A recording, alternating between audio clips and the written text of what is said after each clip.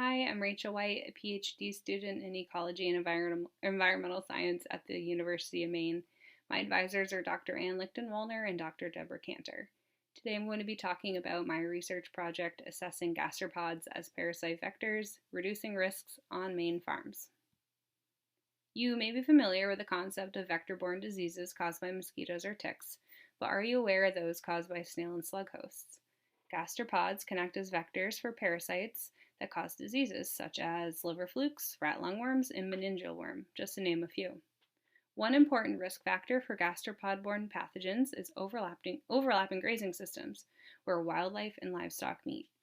This interface produces complex community interactions between wildlife, livestock, gastropods, parasites, and sometimes humans, and has the potential to form a unique disease landscape. Parasite cross-transmission between wild cervids and domestic livestock can be facilitated by the accidental ingestion of gastropod vectors. One notable parasite of concern is meningeal worm, or Paralaphostrongylus tenuis, or P. tenuis, also known as brainworm. To understand the role of snail and slug vectors, it is important to know the life cycle of this worm. The white-tailed deer is the definitive host for this parasite, where the adults reside in the cranium. They lay eggs, and those eggs hatch into stage 1 or L1 larvae, which are expelled in feces. Snails and slugs can pick up the L1 larvae on the landscape, and those larvae grow into L2 or stage 2, and then L3 or stage 3 larvae, which are the infective stage. The deer then accidentally essentially eats snails and slugs off like the vegetation, like grass, and the L3s move into the central nervous system, reaching the brain where it matures into a reproductive adult.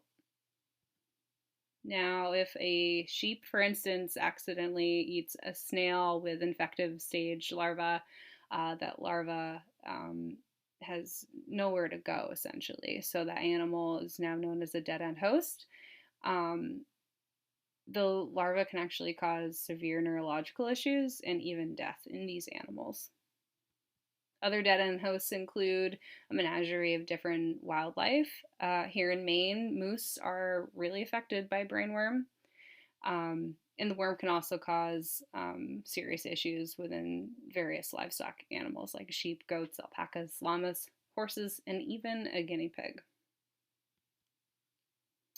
Small-scale farmers face a risk of production loss due to meningeal worm, as even a small increase in mortality can have a large financial impact. Investigating methods to reduce vulnerability of mammalian hosts is vital.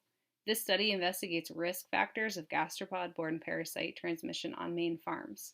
The associated objectives include documenting the diversity and prevalence of parasites in areas of wildlife and livestock overlap, determining the risk factors of parasite transmission to create a likelihood model for risk, investigating preventative management strategies that can be implemented by farmers, and to examine perceived risk of parasite exposure from farmers. During 2021, we visited 6 sheep farms from May until September and collected gastropods outside and within pastures. Biotic and abiotic environmental variables were documented, such as soil moisture, air temperature, vegetation height and type, etc. Gastropods were identified down to the genus level in the laboratory. Additionally, we collected deer and livestock fecal samples to see what parasites were being deposited across the grazing system. In the lab, we digested gastropods to reveal and quantify infective stage larvae. When I say digested, I mean we essentially made like a synthetic stomach acid that would dissolve the tissue of the snails and slugs to expose the larvae.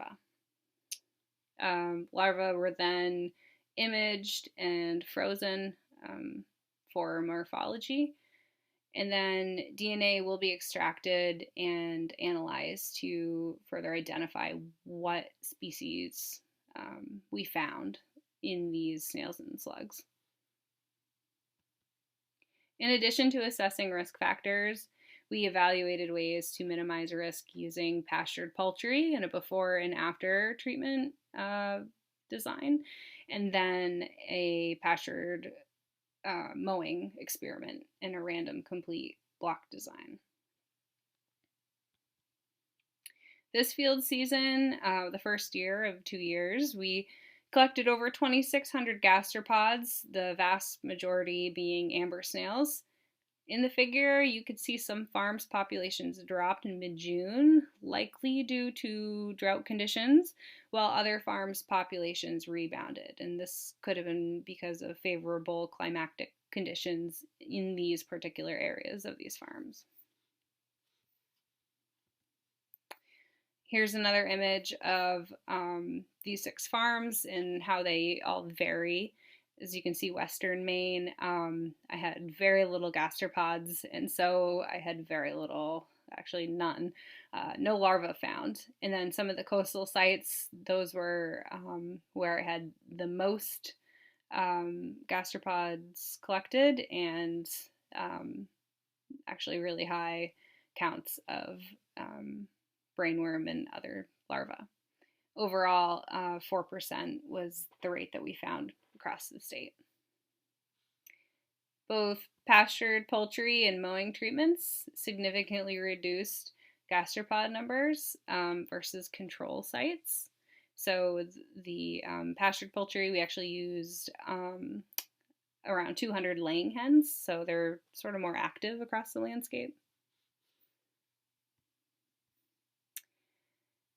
Our results indicate that farms with higher numbers of gastropods also have higher rates of gastropods with larvae.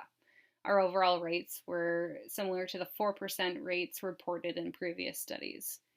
We found that mowing was associated with lower gastropod populations, and pastured poultry was an effective control method compared with the control in this study. These methods might offer options for organic gastropod control methods. However, a previous study in our lab indicated that larvae may pass through ducks' digestive systems intact, suggesting that this method might have limited value. Lastly, our next steps include a more comprehensive analysis of environmental variables to determine a risk likelihood model, and DNA extraction and analysis to further identify what species we found. These processes will be replicated in 2022. I'd like to thank my advisor, Dr. Ann Lichtenwallner, and everyone working on this effort. This project is supported by the National Science Foundation in Northeast SARE. Thank you for listening, and please contact me for questions or comments.